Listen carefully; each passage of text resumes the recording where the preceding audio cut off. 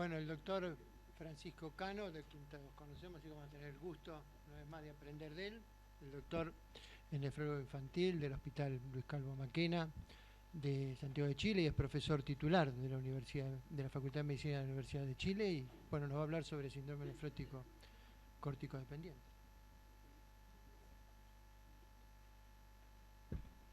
¿Se escucha? Sí. Sí. Muchas gracias, doctor. Muchas gracias, doctora Spicirri. Yo les voy a presentar el tema de síndrome nefrótico, que está basado en las guías que van a salir en unos 2 meses más, esperamos, de manejo del síndrome nefrótico sensibles esteroides de la IBNA. Estuvimos como 2 o 3 años trabajando en eso, fue un trabajo largo, porque la verdad que el síndrome nefrótico es un poco caótico. Y la primera parte está muy dirigida a pediatras, por lo tanto los nefrólogos pueden retirarse. Y la segunda parte, mucho de lo que estuvimos conversando de este tema a principios de año ya la vieron, así que pueden seguir afuera. No hay problema, yo no me ofendo. Bueno, yo paso la...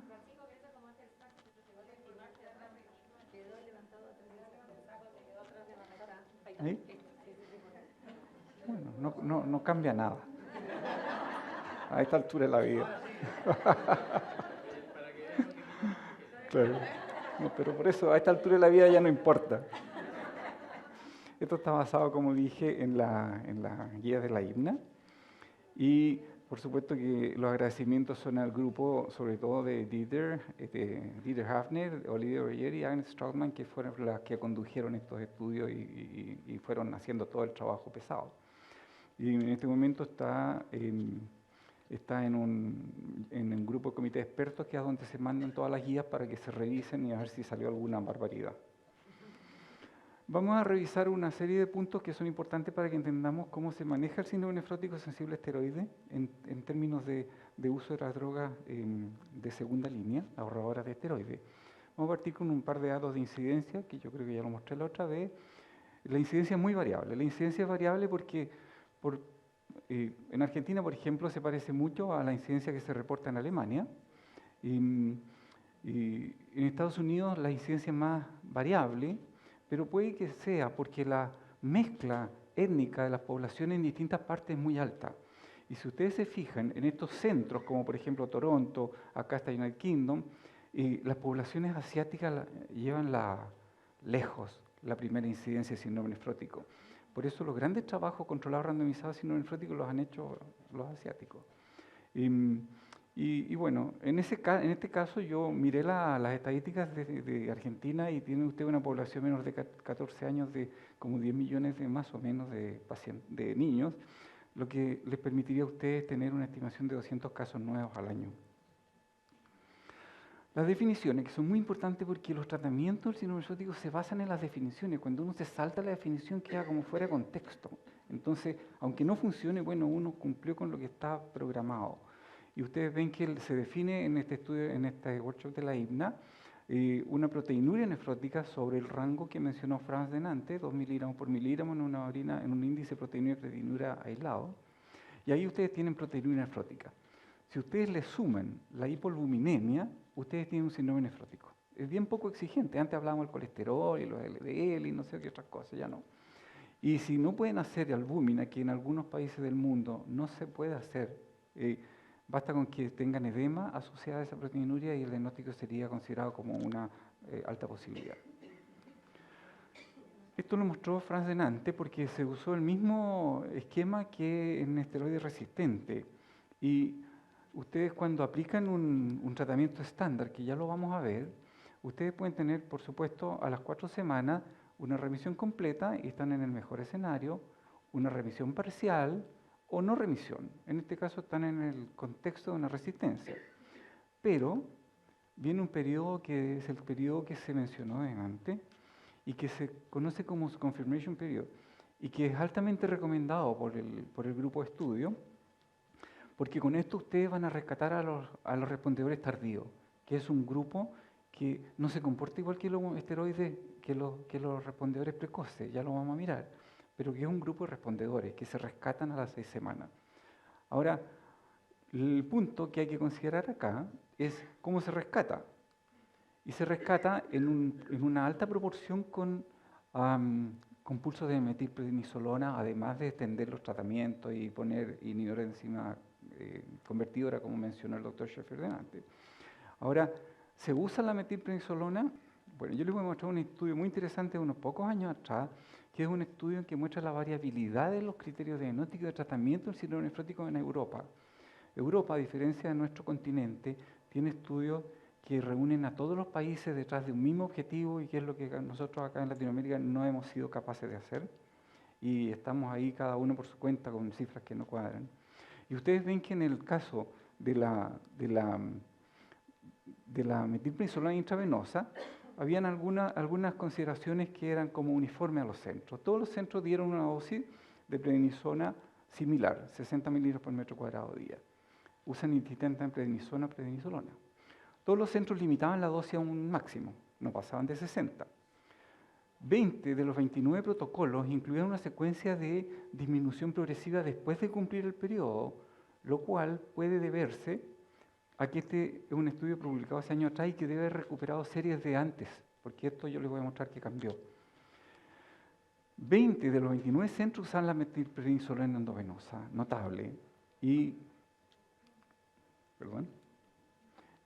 en este caso muestra la gran variabilidad que existe en un continente que en general maneja criterios más o menos uniformes. Y ustedes ven aquí que, destacable, que los tratamientos, la duración del tratamiento, hay centros que los tratan 4 semanas, ya lo vamos a ver, con dosis alta y después 4 semanas en dosis en días alternos. Y hay otros centros que lo tratan 6 semanas. Y en el caso de Alemania, que tenemos acá a Jun y Franz, ellos siguen un protocolo que está definido por el grupo de trabajo alemán, que ustedes lo pueden revisar fácilmente en las guías porque lo buscan como corresponde en internet, y a lo mejor Jun me puede corregir, pero es algo así como el Arbeitsgemeinschaft für pädiatrische Nephrologie. Es súper fácil. Sí, sí.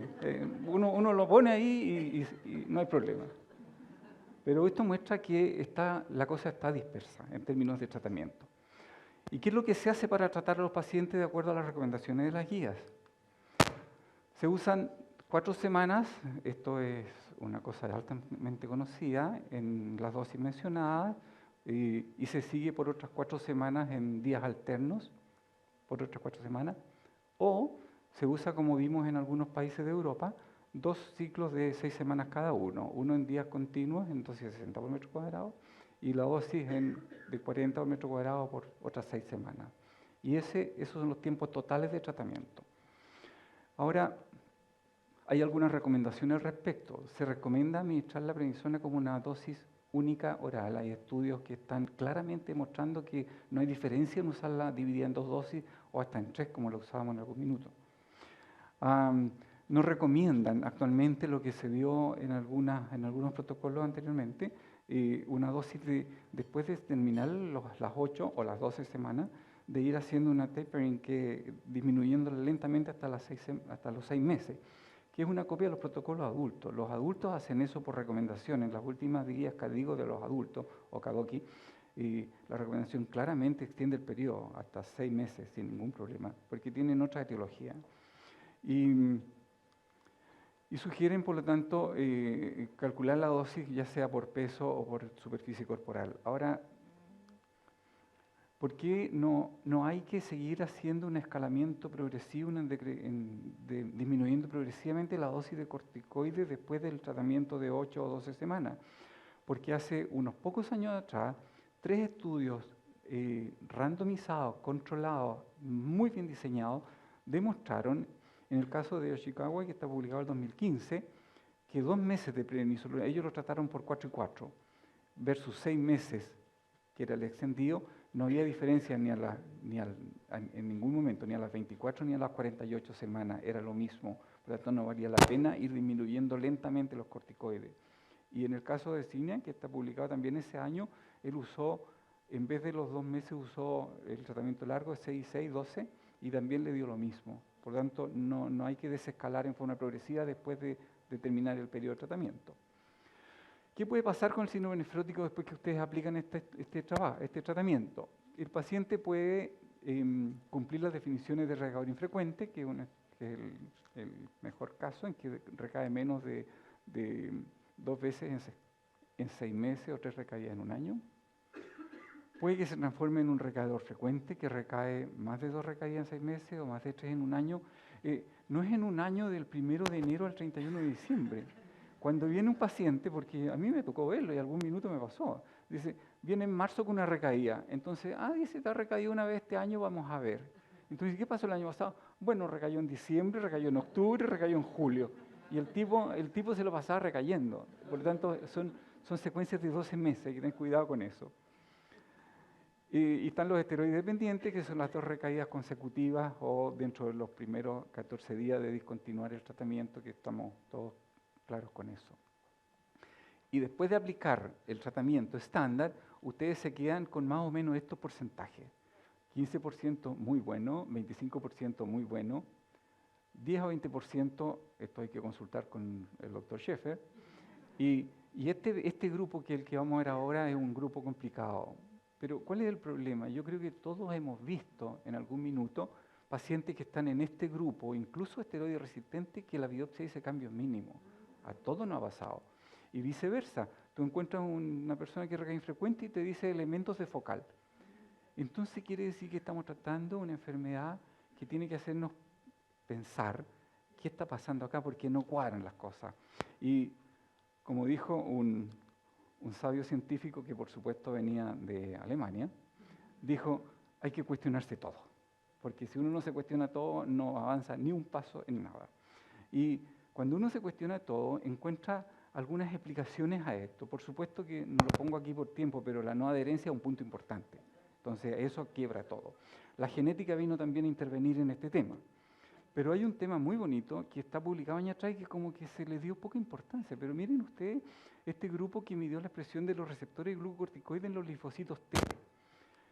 Y estudiaron muy bien a 46 pacientes pediátricos y midieron el porcentaje de CD3 positivo para receptor de glucocorticoides. Y los dividieron en 4 grupos. Ahí están los 4 grupos. Respondedores precoces, y la expresión porcentual de glucocorticoides, receptores de glucocorticoides en los CD3 era 73%, muy parecido al grupo 4, que era el grupo control.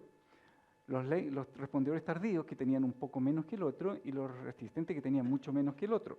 Y se diferenciaban en las proporciones de forma significativa. Por supuesto que el grupo de respondedores tempranos, que era igual que el control, no tenía nada que ver con la expresión de los resistentes.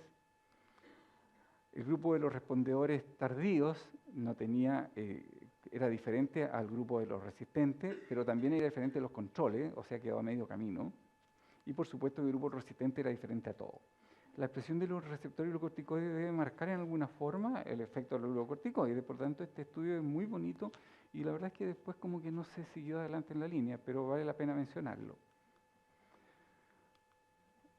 Cuando nosotros tenemos que llegar a la segunda línea de tratamiento, que es acá donde empieza la nefrología, las derivaciones, y si los que ya lo vieron pueden ir a tomar café, pueden ustedes usar muchas cosas. Pueden usar un tratamiento que en el caso de nuestro país y de otros países yo no lo he visto a usar, que es después que responde mantener una dosis baja. Pueden usar ciclofosfamida, pueden usar levamisol, pueden usar tacrolimus, ciclosporina, micofenolato y finalmente Rituxi. Pueden ustedes ir a lo largo de todo esto y depende de qué.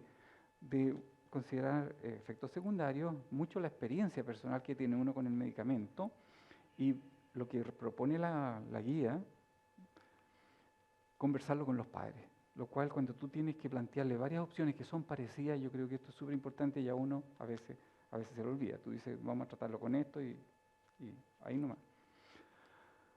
Cuando ustedes usan la low dose, que es la mantención durante 6 o 12 meses en una dosis baja de mantención, pueden usarla en días alternos a dosis 0,5 mg por kilo diario, un máximo de 20, o diario a 0,25 mg por kilo. Esto está validado por estudios que muestran que son efectivos para mantener la remisión y otros estudios muy similares que muestran que es mucho mejor con un índice de recaídas por persona año de 0,5 versus 1,9, usarla en forma diaria. Por lo tanto, si alguien quiere mantener en dosis bajas porque es barato, porque el paciente funciona, uno debería, de acuerdo a este estudio publicado hace un año, 2 años atrás, mantener la dosis baja de 0,25 diaria. No nos gusta el efecto de los glucocorticoides, pacientes Cushing o lo que sea, ustedes pueden recurrir a la ciclofosfamida. Es un medicamento antiguo, muchos lo usamos durante tiempo, era un medicamento que producía una remisión interesante, importante, que sacaba de los corticoides a los niños, pero que tenía problemas importantes.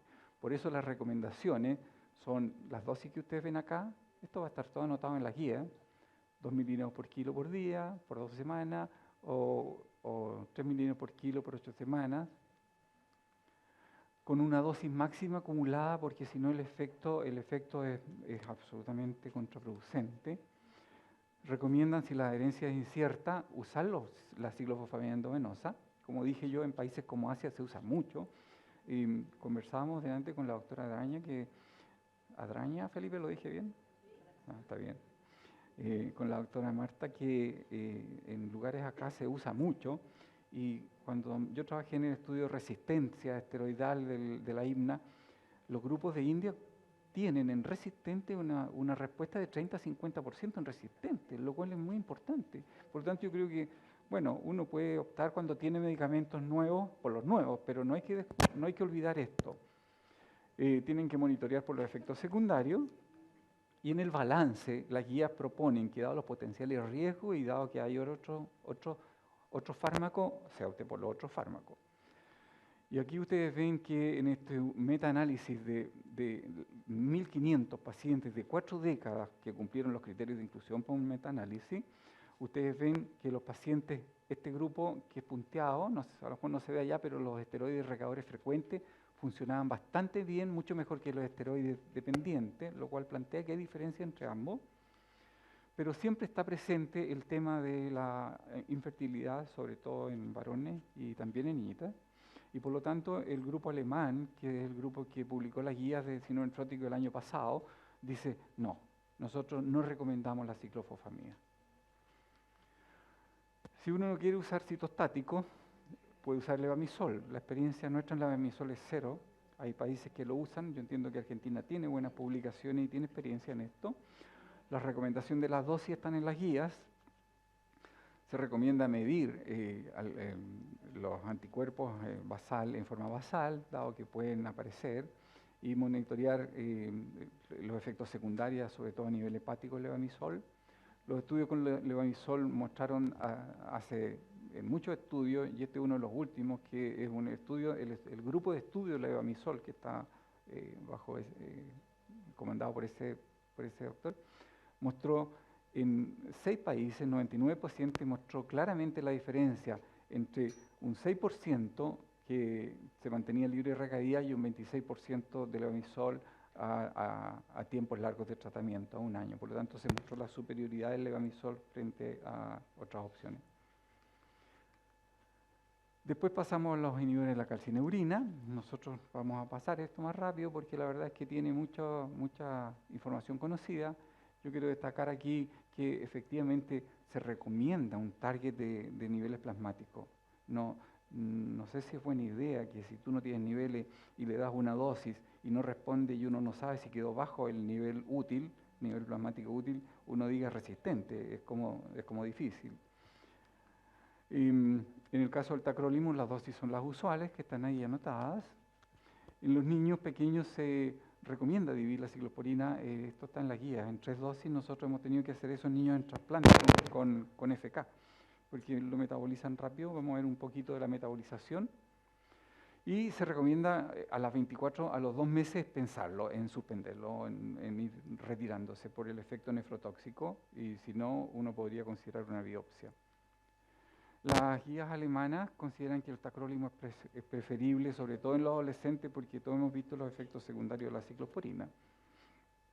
Este estudio es muy interesante porque es un estudio randomizado, multicéntrico, prospectivo, controlado, que mantuvo a pacientes con ciclosporina por 6 meses con esos niveles, alcanzando 80 a 100 nanogramos por ml.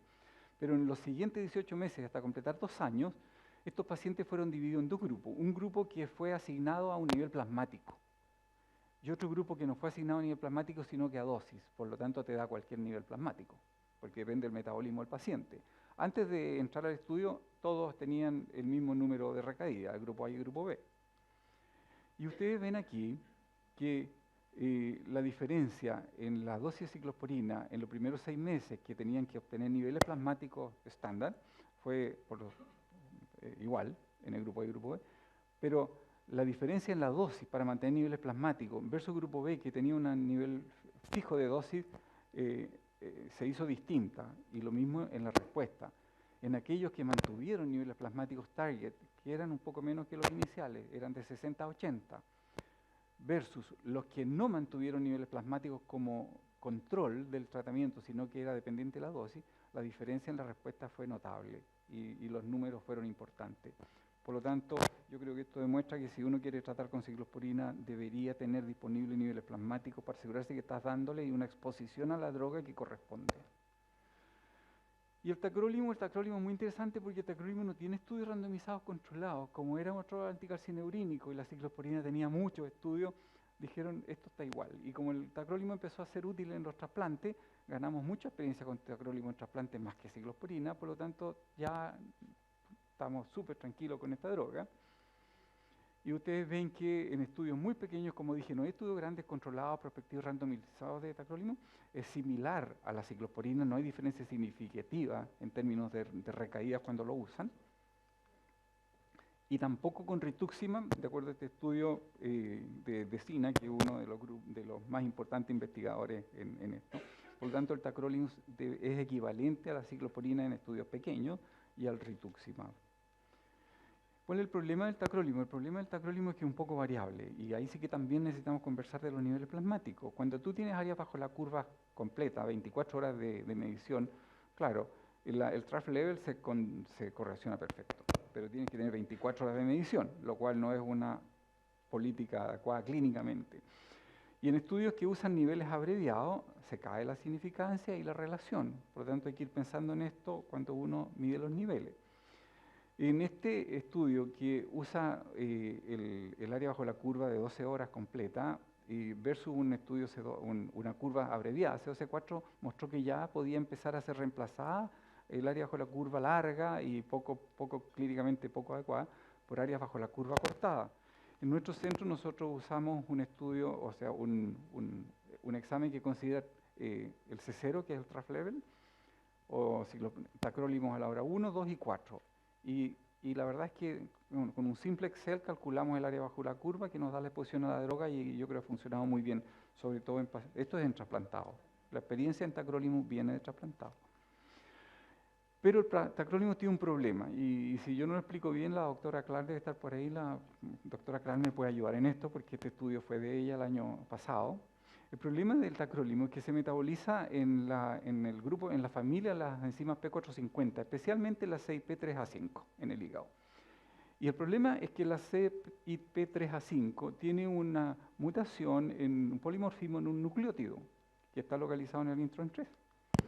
Y que la variación genética en este nucleótido produce dos formas. Una forma ancestral, que es la enzima CYP3A5 alelo 1, y el otro, que es la forma variante, que es el 3. Y cuando tú tienes pacientes con homocigotos para la mutación 3, son pacientes que tienen una ausencia de la actividad de la enzima. Por lo tanto, metabolizan muy lento el tacrolimus. Y si tú le das una dosis, como lo metabolizan lento, vas a tener niveles altos porque no lo va a metabolizar.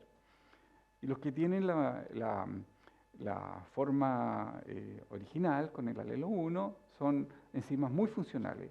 Y Paola lo que hizo acá fue medir el área bajo la curva, en 12 horas, y mirar qué pasaba con la exposición a la droga en los grupos que tenían la mutación en el alelo homocigota para el alelo 3, y que tienen niveles mucho más altos que los que tenían la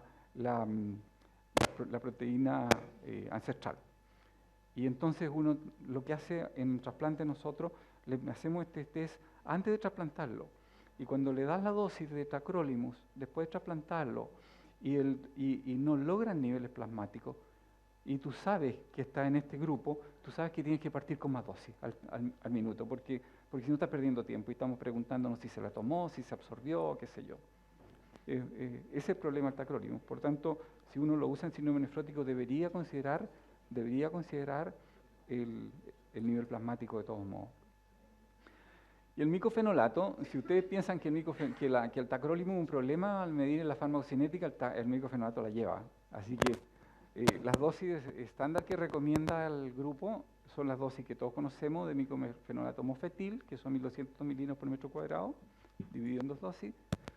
Si usan ácido micofenólico tienen que ajustar la dosis, ya no usar esa, sino que ajustarla porque 500 miligramos de mofetil corresponden a 360 miligramos de micofenolato sódico, que son las tabletas, o sea, no es muy complicado, ustedes solo ajustan. Y se sugiere partir mientras está recibiendo el tratamiento con esteroides, porque demora en alcanzar niveles plasmáticos. Y se recomienda, y este ya es un punto complicado cuando uno habla de micofenolato, que se monitoree con área bajo la curva. ¿Por qué? Y hay una recomendación adicional en adolescente, que es lo mismo que cuando ustedes ponen inhibidor de enzima convertidora en adolescente. Hay que asegurarse que no se vaya a embarazar. ¿Y por qué?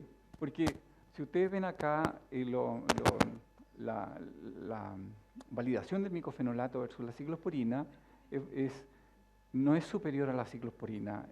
Un 64% de respuesta versus un 85% en ciclosporina en este grupo de recadadores frecuentes, lo que concluye que el micofenolato es inferior a la ciclosporina. Pero si tú tienes un paciente que cae en el 64%, uno está muy feliz, porque es un medicamento muy estable en el tiempo, cuando alcanza niveles plasmáticos se mantiene muy bien y no es nefrotóxico. Pero hay diferencias en eso. ¿Y cuál es el problema? En este estudio del año 2013, los pacientes con exposición baja al ácido micofenólico con área bajo la curva menor a 50 miligramos por hora por ml experimentaron claramente muchas más recaídas que los que tenían sobre 50 miligramos por hora. O sea, tal como en los pacientes con lupus se publicó hace años atrás, el nivel plasmático en el área bajo la curva manda si uno quiere decir, mi paciente no respondió. Entonces la pregunta es, ¿alcanzaste un área bajo la curva terapéutica? Y eso es otro tema en términos de manejo, de tratamiento. Aquí tienen, en este mismo estudio, hay varias observaciones interesantes. Por ejemplo, que la dosis que ustedes le dan no tiene relación con los niveles plasmáticos que alcancen. Por lo tanto, uno no puede confiar en la dosis recomendada ni siquiera de la guía.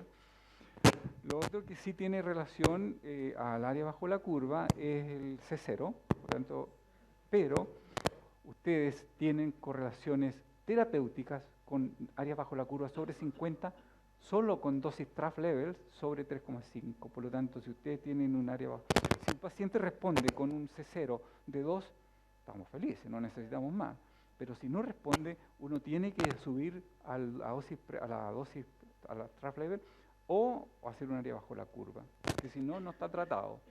Y cuando nos llegan a nosotros pacientes que han sido resistentes a múltiples terapias, la primera pregunta que uno dice, ¿cuáles fueron los niveles plasmáticos del inhibidor de calcineurina? ¿Cuáles fueron los niveles de micofenolato? En fin, y muchas veces no hay. Finalmente pasamos al rituximab, que es el que a mí más me gusta porque a mí me tocó trabajar en entonces aprendí de este. Es un medicamento que tiene pocos años, que se ha fijado, sin embargo, en una alta... hay muchos estudios, hay 8 estudios en el mundo randomizados, controlados, prospectivos, de alta significancia estadística, y que son los que han aportado las recomendaciones. La dosis inicial es eso. Se usan de 1 a 4 infusiones, pero las 4 infusiones vienen del tiempo en que el Rituxi se usaba en los linfomas. Y la pregunta entonces, ¿cuánto necesitamos síndrome nefrótico? Se recomienda entonces que cuando uno da una infusión, o 2, se monitoreen los CD19, porque es un anti-CD20, y ustedes tienen que mirar de alguna forma los CD20, el CD19 está muy correlacionado, y tienen que tener una depresión de linfocitos que expresen este marcador, el CD19, en menos del 1% de los linfocitos totales. Si no, no hay efecto. o en menos de 5 células por milímetro cúbico. Eso es un target que no puede uno en Rituxi evitarlo. Si uno usa Rituxi tiene que llegar acá. Se recomienda medir la IgG. Nosotros hemos tenido, o sea, es evidente el impacto sobre la inmunoglobulina G del rituximab. Y se sugiere que el uso de Rituxi se haga sobre la edad de 7 años. Hay estudios con niños menores, pero la verdad es que para seguridad, como se conoce poco, se recomienda eso. Y se recomienda que cuando uno lo dé asociado al medicamento, al anticalcineurínico, tacrólimo en general, con que está, pero tiene que estar en remisión. Porque si ustedes le dan a un paciente que está nefrótico, se le pierde el Rituxi por la proteinuria, entonces no va a funcionar. Entonces lo ponen en remisión, no suspenden el anticalcineurínico y le ponen la primera dosis Rituxi, y a los 7 días miden CD19, y si no están suprimidos se pone segunda dosis, o si el protocolo dice que son 2 dosis, le ponen 2 dosis igual. Y hasta ahí llegan los estudios en términos de dosis. No pasan en nefrología a 3 y 4, si uno alcanza con las 2 dosis del target. Y este estudio de Rabbani, que está publicado 3 años atrás, fue un estudio muy bonito en que mostró claramente que le puso Rituxi a niños que eran esteroides dependientes, fue retirando los esteroides en el grupo control, y en el grupo en Rituxi, en el tiempo estudiado, mostró que a los 12 meses tenía 14 de 15 niños que había recaído en el grupo que siguió con los corticoides, pero 1 de 15 recayó en el grupo de Rituxi. La diferencia fue notable. Si uno analiza este trabajo, tiene algún bias, porque porque aceptan trabajos en el mundo desarrollado con algunos bias, porque estos se mantenían en remisión con dosis alta de corticoides. Entonces no era muy gracioso que tú le suspendes los corticoides y veas cómo anda el Rituxi, porque iban a recaer. Pero lo que muestra, en el fondo de este trabajo, por eso lo puse, es que con Rituxi, a un grupo que era claramente dependiente de dosis alta de corticoides, sacó al 90 y tanto % a libre recaída. Eso es lo bonito. Y el último estudio que les voy a mostrar, ¿tengo tiempo? Bueno, este estudio es notable. Este estudio usó, como dije, hay 7... acá. ¿Aló? Bueno. Este estudio, como dije, hay 7 u 8 estudios randomizados controlados, pero no íbamos a mirarlos todos porque todos muestran lo mismo, muestran la gran eficacia del rituximab en el síndrome nefrótico sensible a esteroides, que tú tienes que recurrir a terapia de segunda línea. Pero este estudio, en que son muchos autores, el último autor es el doctor Franz Schäfer, así que cualquier problema que tengan con este estudio se lo preguntan a él. Nosotros no tenemos mucho que ver porque el diseño no fue nuestro.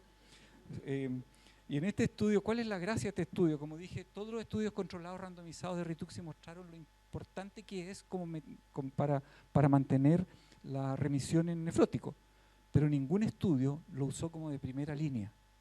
Este es el único estudio until now, hay otro en curso, que lo usó sin exponer a estos pacientes recaudadores frecuentes o córticodependientes, sin exponerlo a nada más. Antes del tacro, antes de la ciclosporina, antes del micofenolato, antes de todo. O sea, ahora, en una de las reuniones, a mí me gustó mucho este estudio porque es muy, muy provocativo. En una de las reuniones yo metí la cuchara y dije, hay estudios que muestran que se puede usar como ahorrador de esteroides de primera línea. Y la verdad es que la recepción no fue buena. I'm sorry, Franz, but they didn't believe you.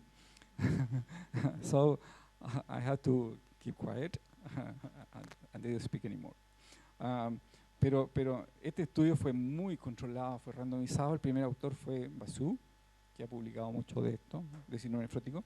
Randomizaron a la población a tacro o a Rituxi para probar que como primer medicamento de ahorrador de esteroides en un paciente córtico dependiente podía ser útil, y finalmente a los dos grupos los analizaron desde el punto de vista de una intention to treat y también desde un per protocol, que son dos formas de mirar los resultados de un estudio, porque el per protocol saca a los que se cayeron en el camino Y el intention to treat los mantiene y le aplican una fórmula estadística.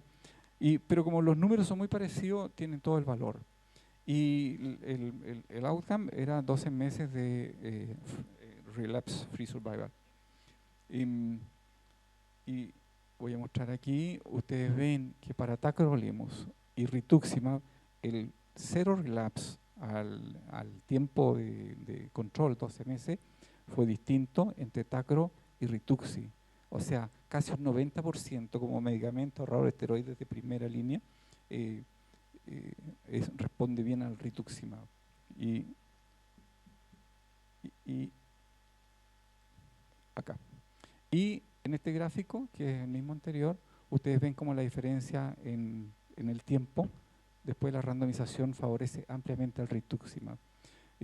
La recomendación de la IMNA no es usarlo de primera línea, dice claramente como de segunda línea después de haber intentado con otro medicamento, así que yo no quiero confundir al auditorio, pero este estudio es un estudio extraordinariamente riguroso y que debe hacer pensar que es una opción a priori en los casos de síndrome nefrótico córtico dependiente. Y ya revisamos toda la secuencia y yo creo que tenemos no más que decir. Muchas gracias.